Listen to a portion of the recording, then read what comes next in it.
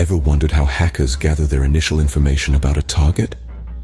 Welcome to the intriguing world of cybersecurity, where every piece of information is a stepping stone to a deeper understanding. Today, we dive into the concept of footprinting. This is the initial step taken by hackers, or even cybersecurity professionals, to gather information about their target. Imagine you're a detective and you're trying to solve a case. The first thing you do is collect all the possible information about the suspect, right? Footprinting works in a similar way. It's all about collecting data such as IP addresses, domain names, network infrastructures, and more. It's like peeling back the layers of an onion, revealing more and more about the target with each peel. This information then becomes the foundation for further exploration, leading to potential vulnerabilities or even possible attacks. So, footprinting is essentially the reconnaissance mission in the world of cybersecurity. Now that we know what footprinting is, you might ask, why is it even important? Well, think of footprinting as a double-edged sword. On one side, it's a hacker's best friend, helping them identify potential vulnerabilities in a system. It's like a treasure map, giving them clues about where to strike next. Knowing the layout of the land, so to speak, allows them to launch more effective and targeted attacks. On the flip side, footprinting also serves as a powerful tool for security professionals. It's like a strategic blueprint, helping them understand their systems better. By identifying potential weak spots, they can work on strengthening their defenses, thus making it harder for hackers to break in. In essence, it's about staying one step ahead of the game. Thus, understanding footprinting is crucial whether you're defending a system or trying to exploit it. Footprinting isn't a one-size-fits-all approach. There are different types, each with its own methods and tools. Let's dive into the two main types of footprinting, active and passive. These two types differ primarily in their level of interaction with the target system. Let's start with active footprinting. This type involves directly interacting with the target system. It's the digital equivalent of knocking on someone's door to see who's home. Imagine sending a ping to a system to check its online status, or initiating a direct connection to a server to uncover open ports. These are examples of active footprinting. Tools commonly used in this process include Nmap, a network mapper used to discover hosts and services, and Wireshark, a packet analyzer used for network troubleshooting and analysis. On the flip side, we have passive footprinting. This type involves gathering information without any direct interaction with the target system. It's like doing a background check on someone without them knowing. For instance, you could scour the internet for any publicly available information about a system or network, such as domain registration records or posts on social media. Google Dorks, a technique used to search for specific information in Google's vast data troves, is a classic example of a passive footprinting tool. A key difference between active and passive footprinting is the risk of detection.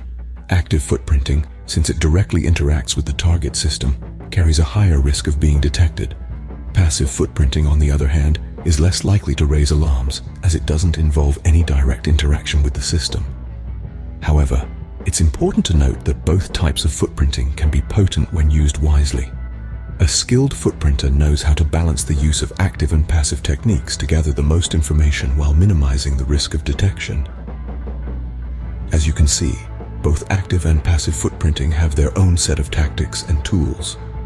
Footprinting isn't just about gathering data haphazardly, it's a systematic process. So, let's dive right in and examine the typical steps involved in footprinting. Our first step is information gathering. This is where we collect as much data as possible about our target. We're looking for anything that can help us understand the target better, such as IP addresses, domain names, network details, and even employee information. This step is like doing detective work. The more we know about our target, the better we can plan our next steps. Next, we move on to scanning. This is where we actively interact with the target system. We're looking to identify live systems, open ports, and services running on the target. It's akin to knocking on doors to see if anyone's home. We use tools like network mappers and port scanners to help us with this. Once we've identified live systems and open ports, we progress to enumeration. This is where we dig deeper into the target system.